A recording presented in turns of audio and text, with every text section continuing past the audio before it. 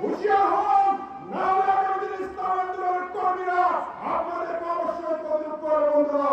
সংগ্রামী ভাই বন্ধুগণ, আগামী দিনে এখন থেকে সারা দেশে বাংলাদেশ জামাত ইসলামের পক্ষে, দাঁড়িপাল্লার পক্ষে, ঢাকা 19 মাওলানা আব্দুল হোসেনের পক্ষে এক ব্যাপক গণজোয়ার সৃষ্টি হয়েছে। এই গণজোয়ার ইসলামিত হয়ে আজকে আমাদের বিভিন্ন জায়গায় বিভিন্নভাবে আমাদেরকে কর্মীদেরকে হয়রানি করার চেষ্টা করা হচ্ছে।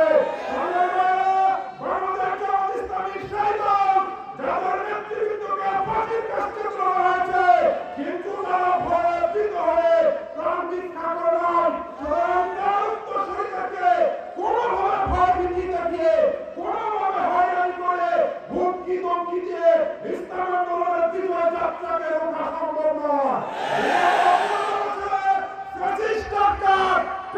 সরকার আমাদেরকে হত্যা, গুম, নির্যাতন, মামলা হামলা দিয়ে আমাদেরকে রুখতে পারে নাই। আগামী দিনে তারা ফ্যাসিস্ট হওয়ার চেষ্টা করেন।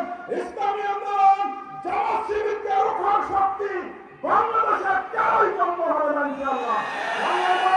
সুতরাং সকল ভয় বুঝি হুমকি তৌফিক থেকে আগামী দিনে ঢাকা 19 আসনে মাওলানা আব্দুল হোসেনের দাঁড়িপাল্লাকে বিজয় করে আমরা বিরত হব।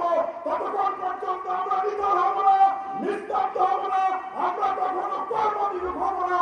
আমাদের বিজয় নিশ্চিত না হওয়া পর্যন্ত আমাদের অগ্রযাত্রা কেউ রুখতে পারবে না ইনশাআল্লাহ।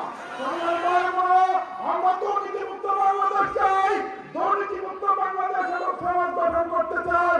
আমাদের নেতৃবৃন্দ 5ই আগস্টের পরে অসংখ্য সুযোগ থাকা সত্ত্বেও, এদেশের দুর্নীতিগ্রস্ত অনেক কাজ করা সত্ত্বেও ইসলামী ছাত্র শিবির জামাত ইসলামীর একটা লোক দুর্নীতির সাথে সম্পৃক্ত ছিল না, ভবিষ্যতেও থাকবে না। আমরা সহযোগ্য নেতৃত্বের মধ্য দিয়ে আগামী দিনে একটা দুর্নীতিমুক্ত বাংলাদেশ এবং সমাজ গঠন করতে চাই।